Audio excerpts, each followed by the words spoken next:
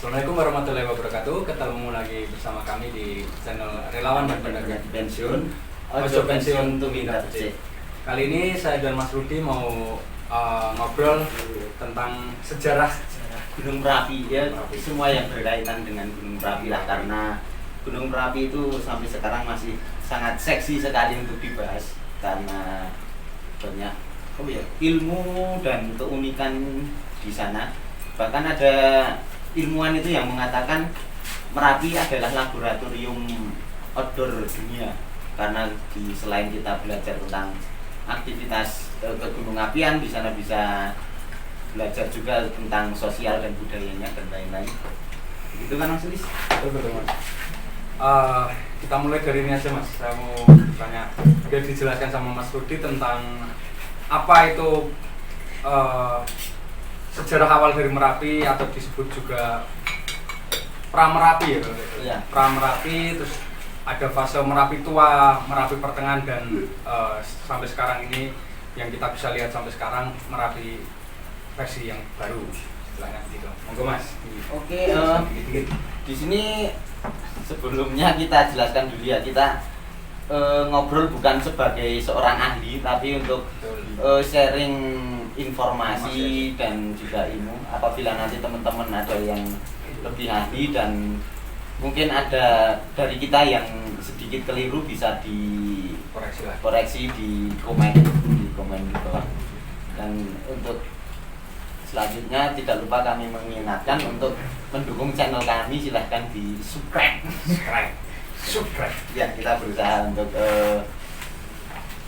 istilahnya untuk berbuat baik, tidak harus dengan terjun langsung ke lapangan, tapi juga berbagi informasi dan ilmu juga sesuatu kebaikan juga begitu. Oke, untuk menanggapi tadi, Pra-Merapi itu dimulai sekitar kurang lebih 400 tahun yang lalu.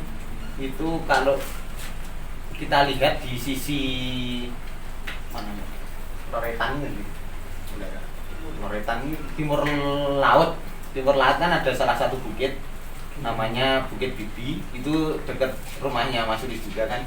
Gunung Bibi Leslo itu, Mas. Iya, itu Gunung Bibi itu adalah Merapi yang paling tua, atau istilahnya Pra-Merapi. Itu sekitar kurang lebih 400.000 tahun yang lalu terbentuknya. Setelah Pra-Merapi itu ada Merapi Tua. Merapi Tua itu sekitar 60.000-an tahun yang lalu, itu berada di sebelah barat daya Gunung Merapi. Itu kalau kita lihat sekarang ada yang namanya Bukit Turgo dan Bukit Pelawangan.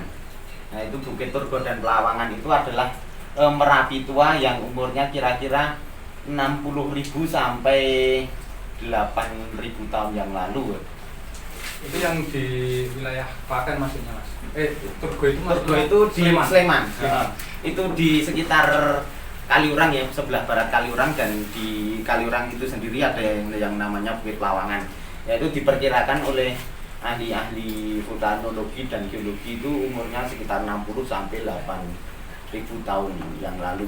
Dan setelah itu setelah Pra-Merapi, Merapi Tua, terus ada yang namanya Merapi Pertengahan. Merapi Pertengahan itu umurnya sekitar 8.000 sampai 2.000 tahun yang lalu. Kalau kita lihat Merapi Pertengahan itu dimulai dari gunung yang ada di sebelah timur Gunung Merapi. Itu kan di Merapi itu kalau dilihat dari selatan ada kayak seperti perbukitan dari timur ke barat sebelum Merapi, kawah Merapi sekarang. Nah, itu adalah Merapi Pertengahan. Setelah Merapi Pertengahan ada yang namanya Merapi Muda. Merapi Muda itu Merapi yang kita lihat sekarang itu, Merapi Muda atau Merapi Baru, itu umurnya 2.000 tahun yang lalu sampai sekarang. Itu dulu itu kawahnya tidak di situ ya, tapi kita lihat kalau mendaki Merapi ada yang namanya Pasar Bubrah atau Pasar Bubrah. Nah, itu dulu adalah kawah Merapi Baru itu, sebelum sekarang jadi kerucut seperti itu.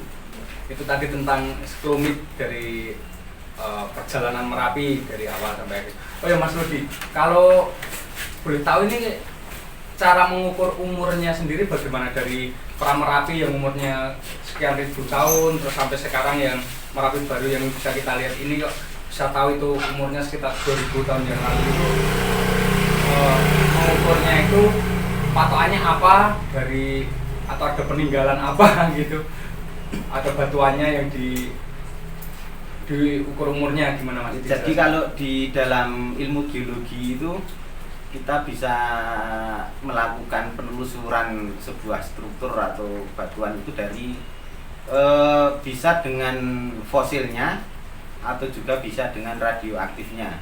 Itu nanti sudah pakai alat tersendiri itu. Mungkin kalau di arkeologi ada tes karbon dan lain-lain untuk mengetahui sebuah struktur bangunan yang sangat sudah tua, seperti kalau contohnya Gunung Padang. Gunung Padang itu kenapa kita bisa tahu Gunung Padang itu dibuat tahun 10.000 tahun sebelum Masehi ya, itu melalui proses-proses kayak laboratorium itu Mas. Jadi kita bisa mengetahui itu dengan tes, ada tes karbon kayak itu. Membahas tentang Merapi tidak bisa lepas dari istilah gempa mungkin ya. Untuk kali ini kita juga akan membahas sedikit tentang klasifikasi gempa Gunung Merapi atau klasifikasi gempa gunung pada umumnya. Bisa dijelaskan Mas tentang apa itu gempa vulkano, apa itu vulkano tektonik A, apa itu gempa vulkano tektonik B, seperti itu Mas.